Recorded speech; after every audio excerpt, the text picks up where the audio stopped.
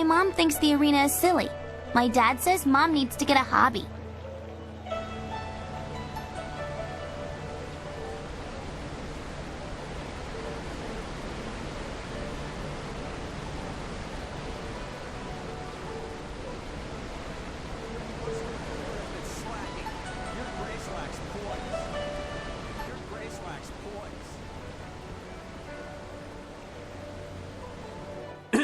Your parentage is below average, and your ancestry is of questionable worth. You dress yourself in the manner of a common laborer. Nobody's paying any attention. Keep trying, just as I instructed. Your physique seems exceptional. Clearly you are a peasant. A noble could afford sloth.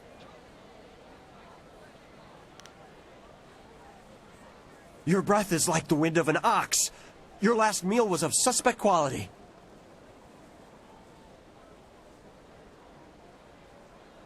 Your beliefs are superficial, and your culture is substandard.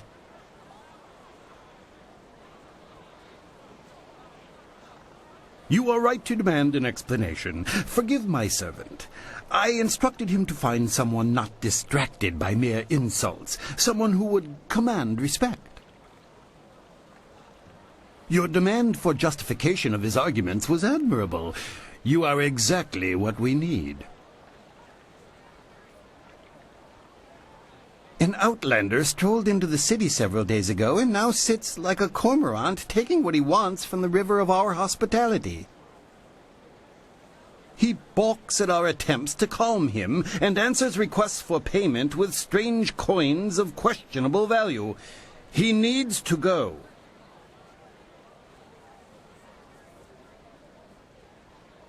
The Outlander is not a dignitary or traveling merchant. He is a parody of civilized behavior. He spews insults at the Emperor himself. So far, he has escaped the notice of any higher officials. Perhaps he was mistaken for an actor in a troupe, but that will not last. If he is reported, the Lotus assassins will take notice. They'll want to know if he was harbored or his offense was encouraged. Guilt by association is enough for them.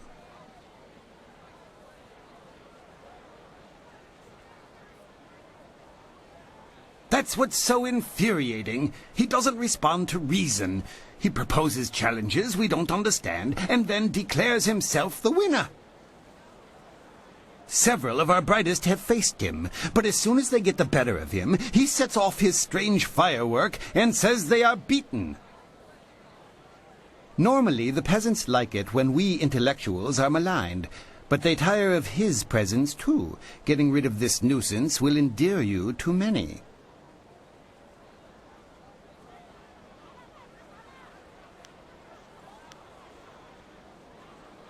I hope your ability matches your conviction. Several others have fallen short, despite their outrage at his antics. He is in the Scholar's Garden, and no amount of opposition has moved him. Please, I hope you will prove to be a worthy opponent.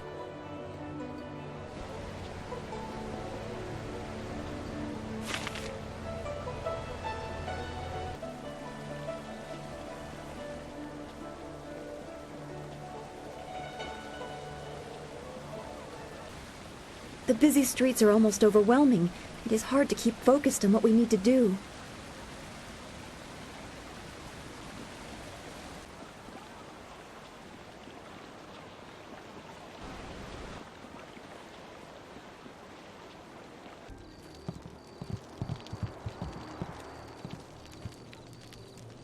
I didn't expect you in your strange training to make it to the Imperial City. You are proving to be a very interesting person. I should have seen it coming. I suspect that we share a similar strength.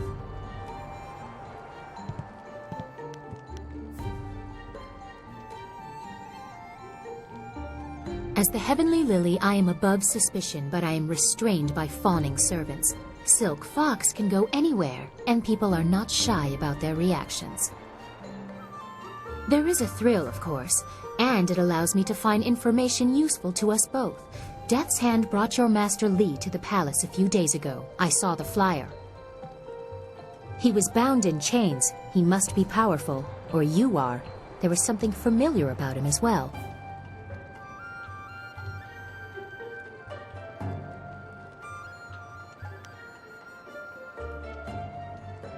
Why would you say that? Is that what he told you? I'm sorry, but I simply cannot believe that your Master Li is the glorious strategist.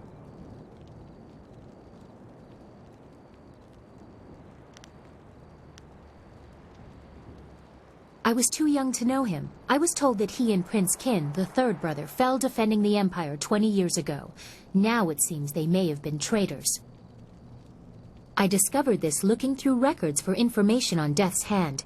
Perhaps he tried to influence Sun Li and Sun Qin before corrupting my father. But it doesn't matter who your master is. I could take you to the palace, but Death's Hand controls what my father hears. He must be discredited for you to succeed.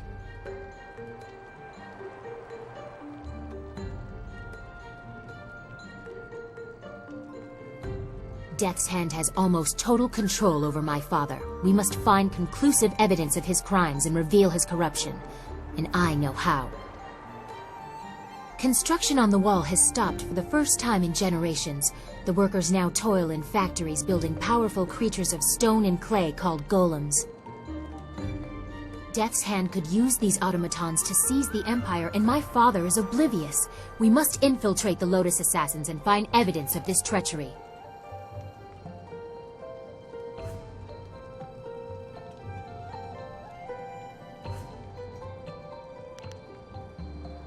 The wall was started by the first emperor, Sagacious Qian, as protection against the Horse Lords. The Empire has long since grown past its boundaries. It is now more a spiritual monument instead of a physical barrier. Every emperor has added to it. It is a legacy that has lasted millennia.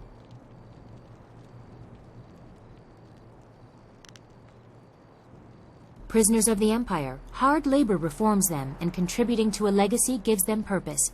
Many respected citizens once worked on the wall.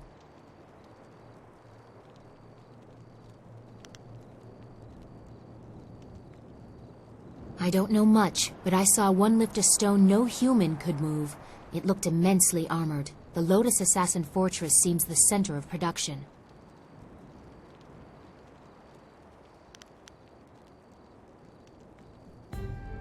We need proof of Death's Hand's intent from the seat of his power, the Lotus Assassin Fortress. It would be impossible to assault, so just walk in. They are recruiting.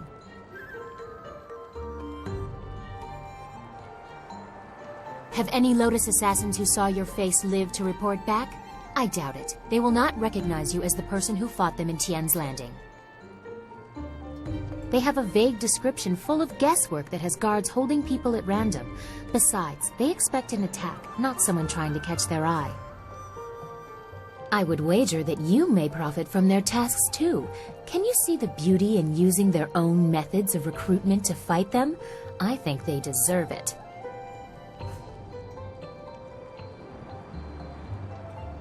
There are guilds within the Lotus Assassins. Executioners look for fearsome warriors. Inquisitors are more subversive, and they look for cunning in their agents.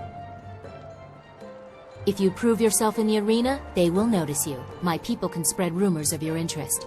The Executioner will take a real interest when you finish the silver round. Or, if you prefer, the Inquisitor recruiter is also seeking new people. He might be open to persuasion.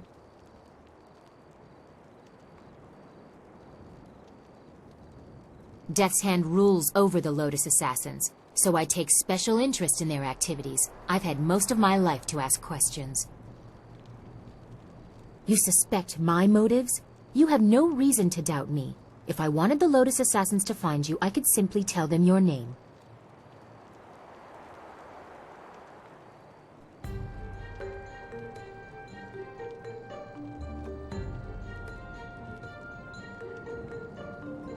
Yes, I will have my people spread rumors of your interest. Once you pass the silver round, the Executioner will take an interest. I'm sure he will find you as impressive as I do. Or, if you prefer, court the Inquisitor. Ask Scholar Dong Gao in the Scholar's Garden about him. I hear Dong Gao is closer to the Assassins than he should be. Unless you want me with you, I will wait at your flying machine. You travel with such interesting peasants. I'm sure I'll be entertained for hours.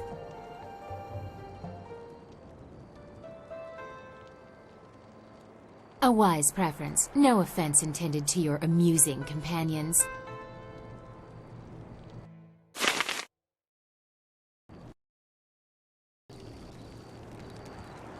Hello again.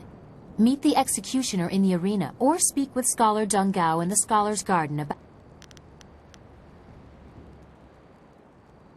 Did you like it? I thought you might want a little assistance. Consider it a small token of my favor. I thank you for your courtesy. One always likes to hear when one's gifts are appreciated. It is difficult for one of my rank to give gifts, even one so simple as what I gave you. A princess is not normally allowed to show favorites.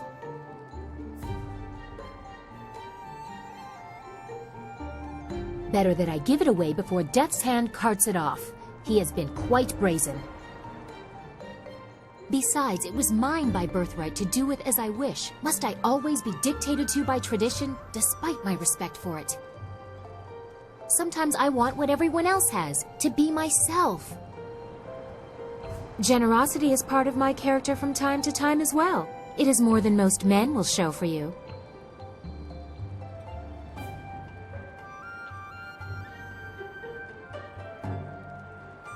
You are polite at least. Too many men just take what they can while they can.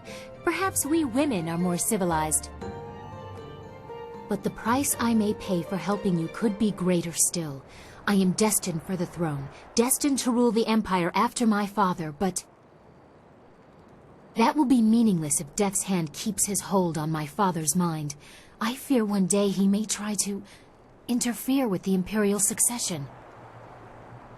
Or perhaps convince my father that he should be emperor by marriage.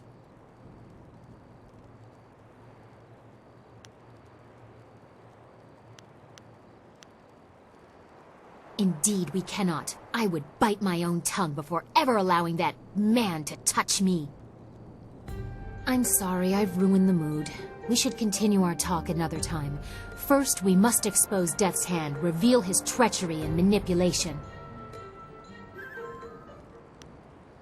I wish you luck. Once you have gained the trust of the Lotus Assassins, we will plan how to proceed.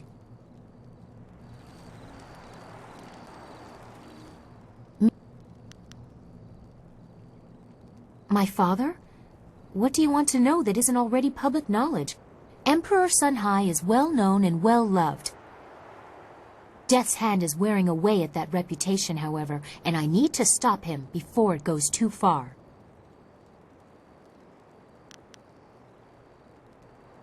He has been present for as long as I can remember, but he only rose to prominence after the end of the long drought.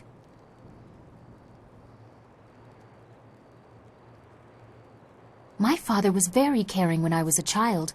Now he is cold and distant. I know Death's Hand is corrupting him somehow.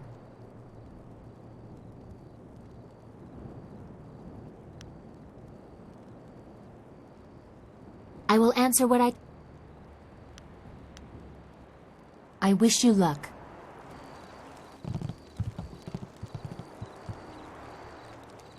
Well, look who we have here. There's no princess to save you this time. Do you think we'd forget? You can't humiliate us and just walk away. Don't look at me. I can't do anything right now. Not like this. We'll teach you to insult a guard of the Imperial City. Longsword! Paralyzing palm! Leaping tiger!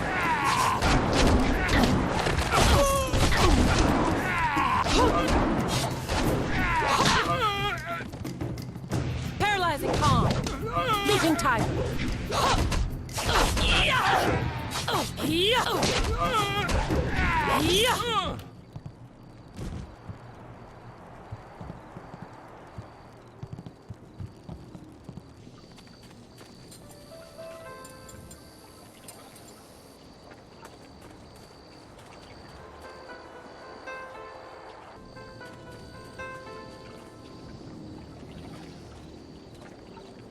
I hope you're not here to pester me. I'm a very busy, important, and educated man, you know.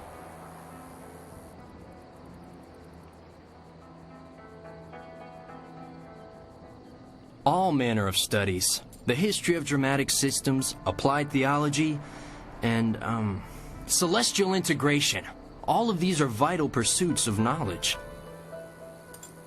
Not that you would understand such lofty matters.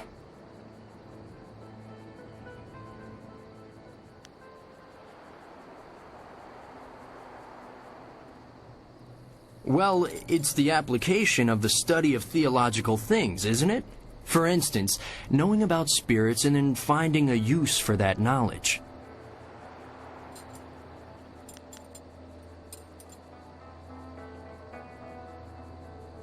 Well, no, not really. This is the study of applied theology, not the application of studied theology. That's something else entirely.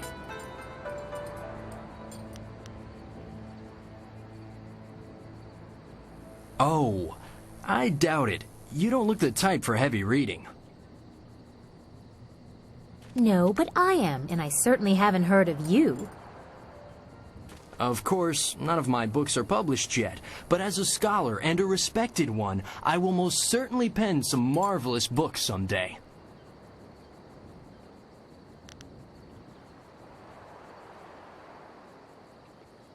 Well, yes. Unless your theories are astoundingly brilliant, which is the case with me.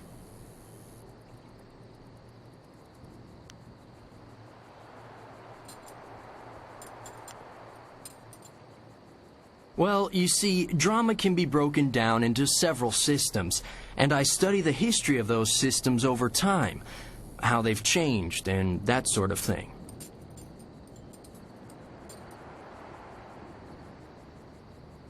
Well, there's the new system, of course, but everyone knows that. Then we have the, old system, which, as you may surmise, is no longer in use. That's a brief summary of my latest work, at any rate.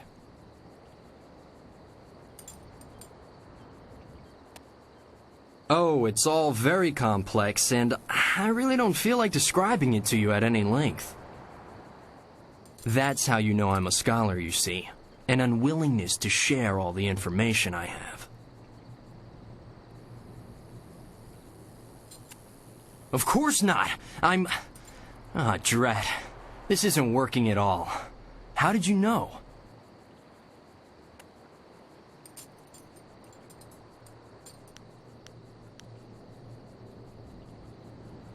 You're here to hunt me down, then. Lord Rento has it in for me, and I figured it would come to this. I don't suppose running would do me any good.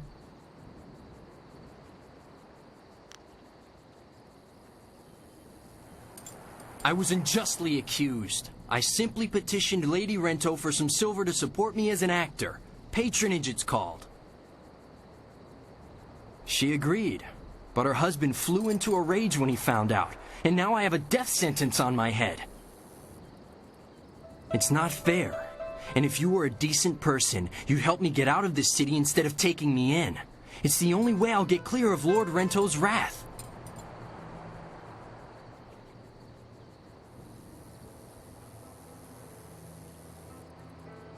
You need more proof than my pathetic attempt to pose as a scholar? How about the fact that Lord Rento was out of town when I bilked him? Not that anyone but Lady Rento will confirm that for you. Still, it should be apparent that I'm not some great confidence man.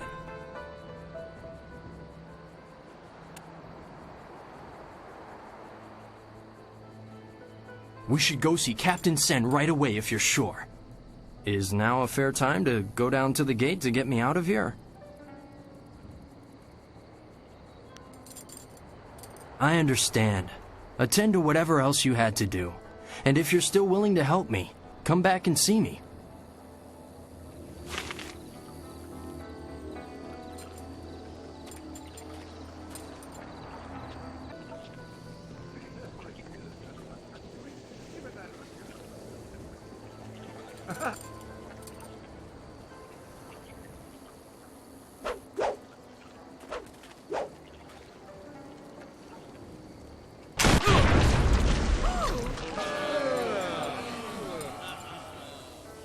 As amusing as your savage dances are, once again I have proven the superiority of setting your nose to the grindstone and not mucking about. Now bring some refreshments in a proper mug, or I'll take back the coins of my home and country. Don't you heathens know the worth of a proper king's halfpenny? Generous visitor, if our customs are so displeasing to you, perhaps you should find lodging elsewhere? Please? And leave you lot to your primitive ways? Tell them what I think of that, Squire Percival. Sir Roderick Ponce von Fontelbottom, the magnificent bastard, will do no such thing. He means to educate you all. Good lad. Found him wading in the mud, planting weeds. You can't keep your crackers crisp doing that. Can't help you if you don't know the horror of a soggy biscuit. I've given him dignity, and unless one of you has the will to deny that I'm your better, I suggest you start learning. We'll have you in proper trousers by the morrow.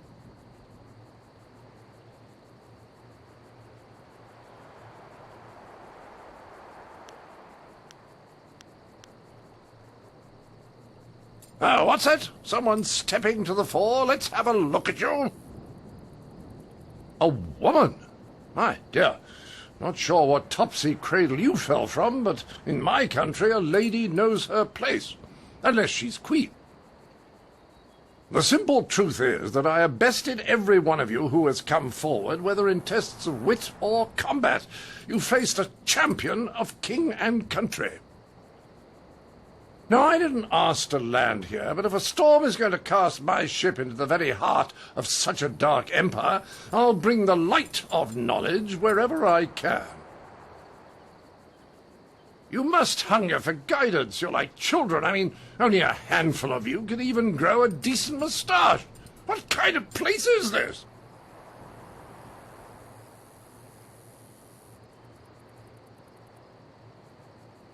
Can you now? Shall we put that to a test? I welcome the chance that you might impress me with a glimmer of intelligent insight. But I will acknowledge that I am likely to disagree just because I know you are, lacking. We will need educated men to judge the merits of our arguments.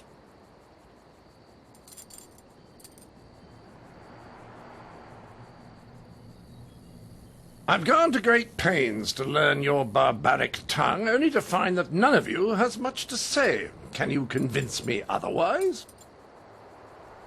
I've heard a distinct lack of couplets and quatrains, to say nothing of pentameters. Is it any wonder you people live as you do? I charge you with defending the heart of your people. If a group of judges determines that you have adequately done so, I will declare you the winner.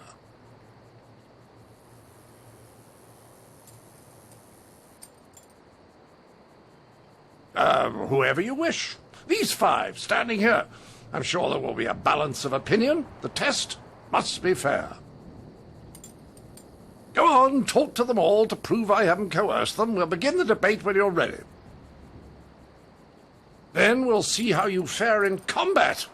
Doubt you'll do very well. Like the rest, you're all just too damn skinny.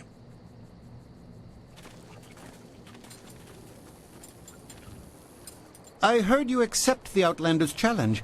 I'm grateful you have seen fit to defend us all. I would be honored to sit in judgment of the debate. Several of my fellow scholars have also volunteered.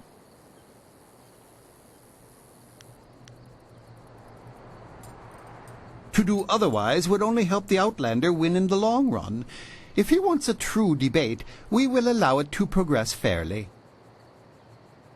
Of course, I doubt his arguments will have the weight that he expects, not here in the heart of the Jade Empire.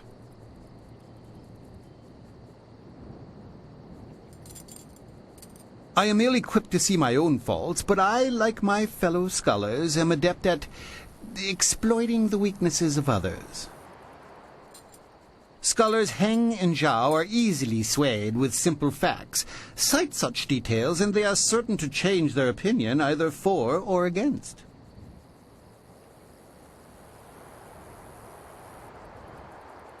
The best course is to appeal to the individual preferences of the judges. We are theoretical thinkers, really.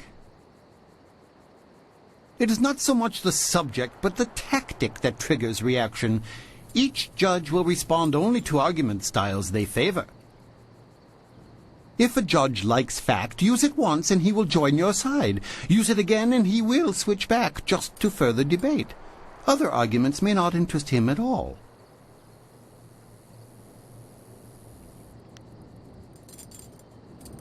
I wish you luck. I look forward to your defense of the Empire.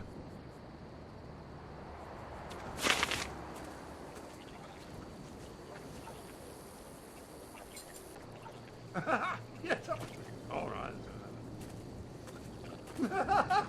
Ah, so you are the one who'll debate the Outlander. I am the 5th of your 5 judges.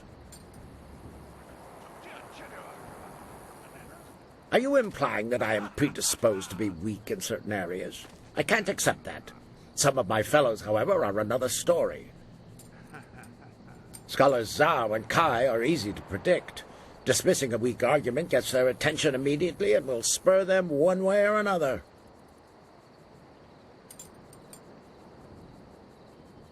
Try not to dig a hole you can't get out of. If you can't get everyone to agree with you, just focus on getting as many as you can. Remember, you need a majority of judges on your side at the end of 6 topics.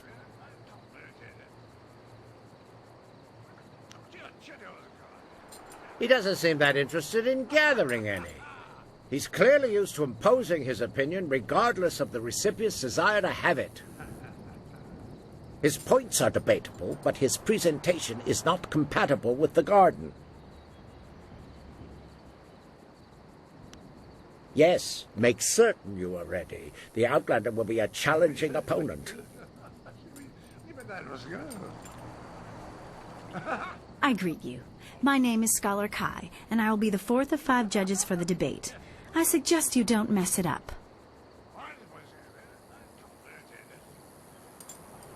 I am always impartial, but some of my fellows are easy to goad into decisions if you know their tastes.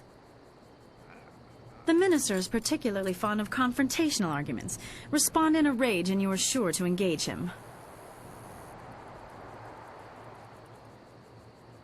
Some arguments may win a judge's favor while turning another away. Vary your topics so that you don't end up manipulating the same judges over and over.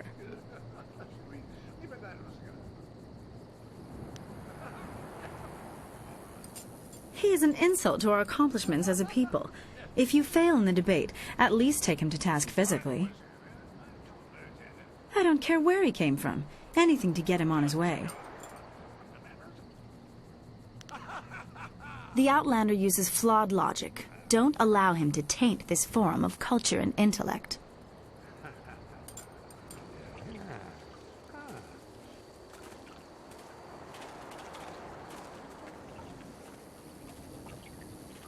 The minister had me insult 34 people.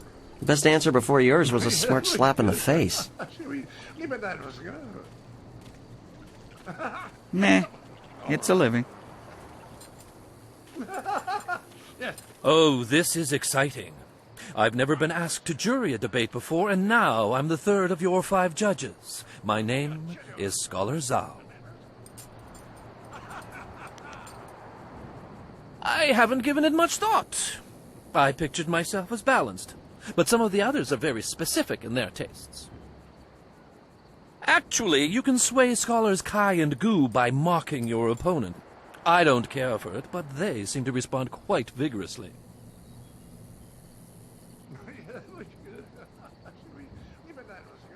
I've argued in this group of scholars many times before. We are so used to each other that we will change opinions just to further the debate. Don't worry so much about what you are saying when you respond. Just concentrate on how you say it.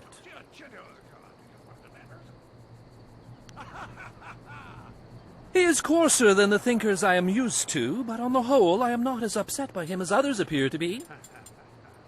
He seems bent on disruptive behavior. He should be encouraged to take that elsewhere.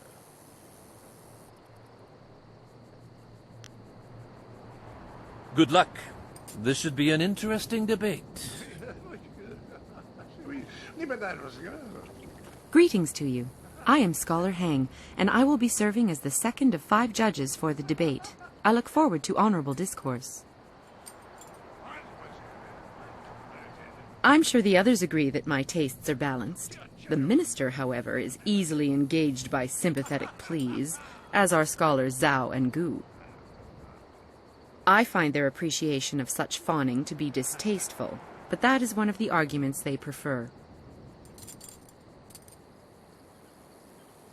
Try to choose your arguments in a sequence that eventually turns everyone in your favor.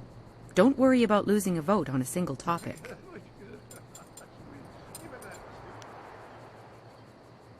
I don't dislike him. I find some of his points to be worth discussing, but Sir Roderick is a bit disruptive for the garden. He may bring attention that we do not want. It would be best to peacefully encourage him to be on his way. Good luck against the Outlander. He is a tenacious speaker.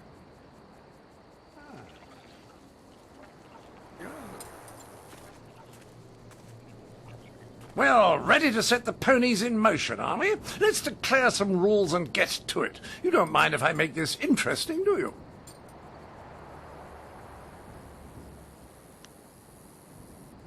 I just want to make sure that this is more entertaining than simply blathering about whose walls are higher or whose philosophers really know what's what.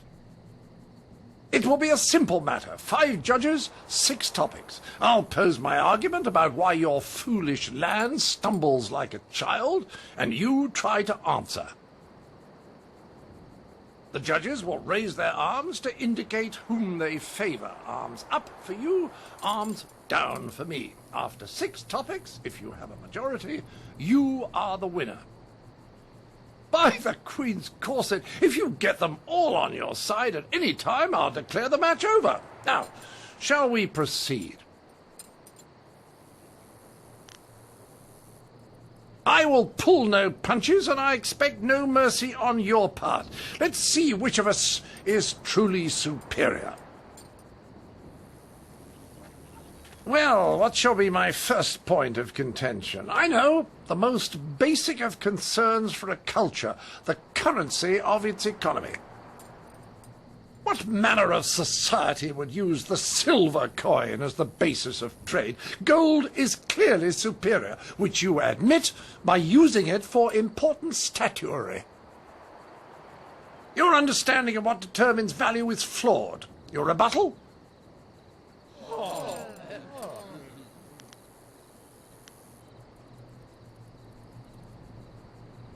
Well, you are clearly in the minority, but I can spare no quarter. To the next topic.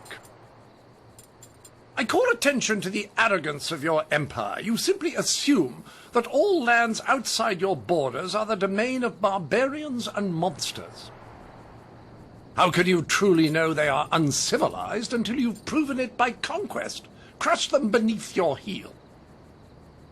You sit here thinking while far-off lands yearn for direction, not unlike what I am attempting with you.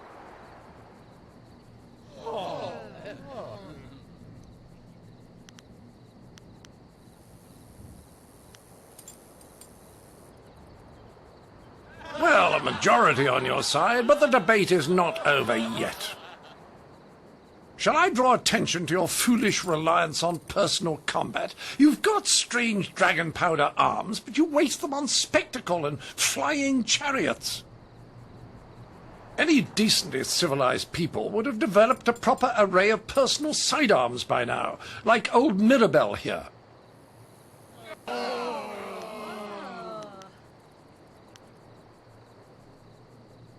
What? My monocle must be fond. I can't see anyone in my favor. It appears they've reached a consensus against you, Sir Roderick. Clearly these people are incapable of fairly comparing one of their own to an outsider. This is a farce.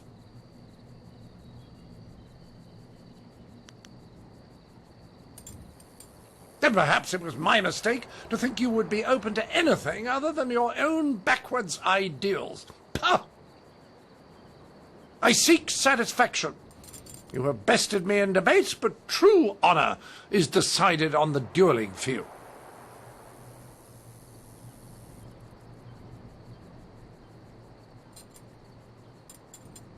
The entry hall here has walls to be up against, corners to be backed into, and floor enough on which to be down but not out. Whatever your metaphor, I'll beat it. Return to me when you are ready, and we will walk there together, just to ensure that no one gets lost or suffers an accident that would prevent a fair fight. Frankly, I don't know what you people are capable of. Quickly now, Sir Roderick Ponce von Fontelbottom, the magnificent bastard, is not one to let a duel grow stale on the vine. All right. Yes. Ah, there you are. Well, are we ready for this duel, or are you going to slink away again? What? Good! Let's get this over with so I can return to schooling the rest of your fellows. I envy you. You are about to experience for the first time the skill that has forged an empire and traveled the world. There will be pain as well, but I imagine it will be almost worth it. Focus. Ice shot. Yeah. Ha. Long sword. Paralyzing palm. Long sword. Yeah. Yeah. Yeah. Yeah.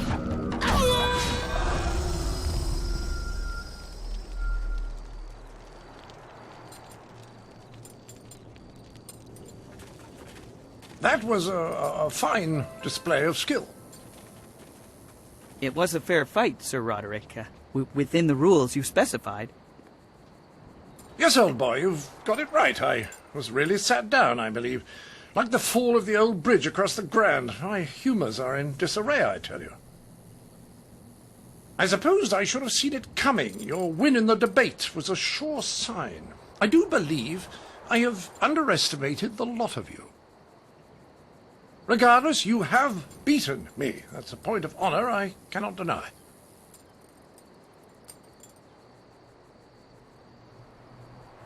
Well, there's no other thing for it. Intended or not, you've earned a reward from me. The unsuccessful combatant in a duel must arrange a worthy gift for the victor. I wouldn't be much of an ambassador for my country if I didn't abide by its customs. The Duchess of Almsbottom's rules of engagement are quite clear on this matter.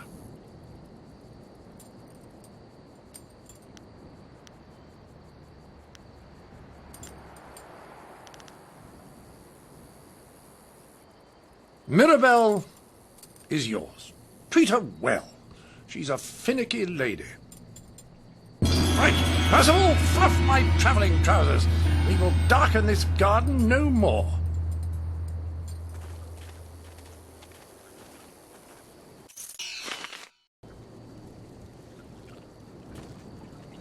A well-fought victory against that outlander buffoon. You showed that he could not best us in battle, mentally or physically. We are all in your debt, but the Ministry of Culture is particularly so. Please take this token sum of silver as payment. You certainly earned it.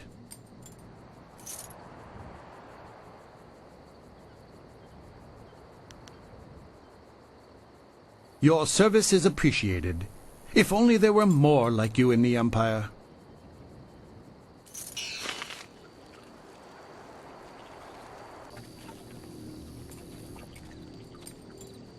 I'm still here. Have you figured out what you're going to do with this poor wretch yet?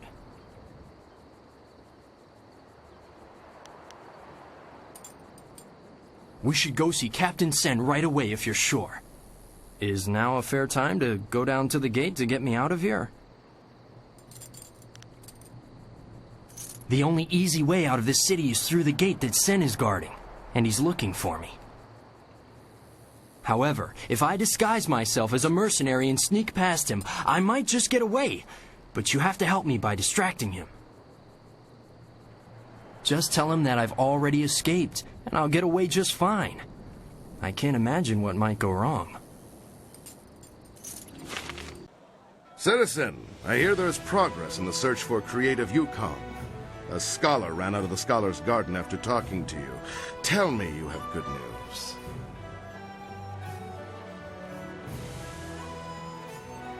How did he get past me? He couldn't access a flyer. What is that man doing? Are you certain he's gone? Would a bit of silver jog your memory? What do you say?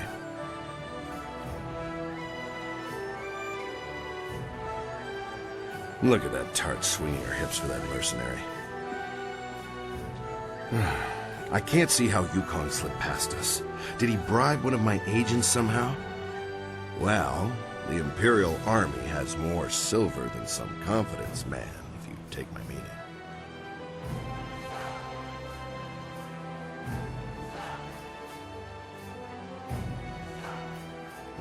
Well, if you say so. Despite Lord Rento's insistence to the contrary, I doubt he was a master criminal. Perhaps I'll just declare Yukong's bounty a dead matter. Is there anything else that the Imperial Army can do for one of our fine citizens?